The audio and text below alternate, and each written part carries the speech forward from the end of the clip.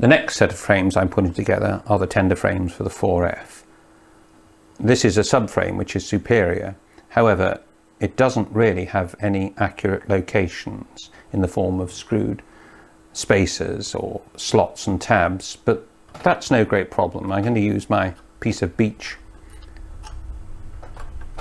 which is square, and with Allen's wheels you get at least 2 sets of axles with each one. These are EM or P4 axles, and they'll act as a little jig, at least a guidance, just to make sure that we get this chassis square. So I'm just pushing these through.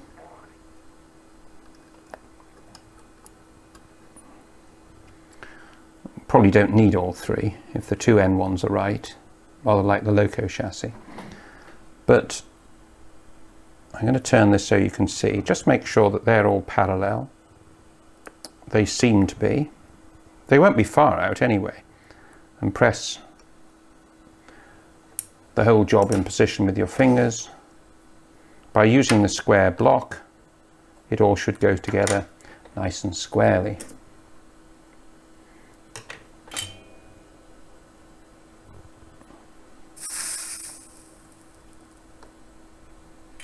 That's sprung, so we need to go back in again. Keep on saying, but solder is a magnificent medium for fixing things. If it's not quite right, just reintroduce it. It springs back in. You can't do that with any glue. Glues don't burn your fingers, they just stick them together. But solder, if it's metal, then solder. I'm just going to take this away just to check, make sure that all is well. Yes, that still looks pretty square. And then go and do the other end.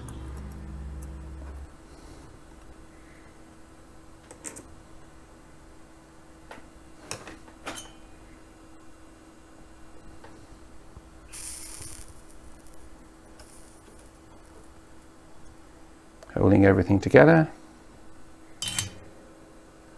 Just check again, just to make sure. Yep. I'm going to take the axles out now, because with the ends done, there's no way that the middle one will be anything but just right as well. Go in there.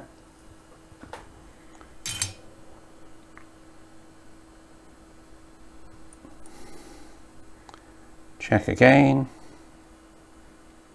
Nice and level.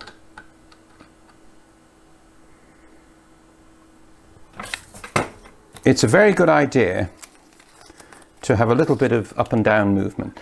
The brighter people in the hobby compensate or spring. I've never been bright enough to consider that. So what I'm going to do is just open up the center bearing. It was a nice snug fit, a nice clearance fit. But to make sure we don't get any rocking, I'm just opening out the center bearings. Rather like on the Loco chassis, where you have the middle axle just a little bit wider than the 2 end ones to allow for a little up and down movement. The same here. And then you have your basic subframe. You can try the wheels.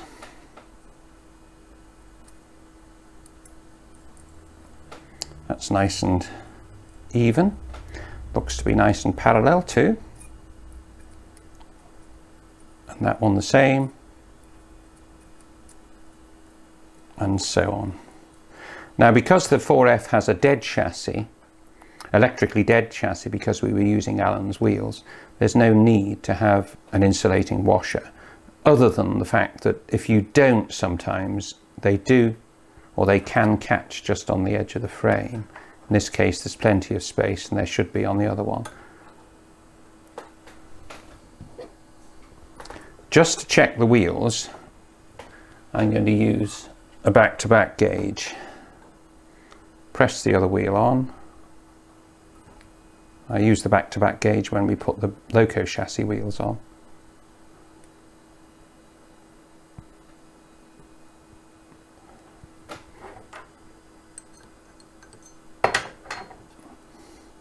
Just twisting them on is usually sufficient.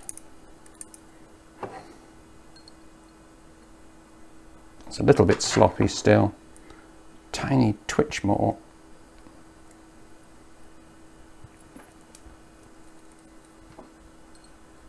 And that's a nice snug fit. And that's dead right. And then you repeat the operation with the other two wheels.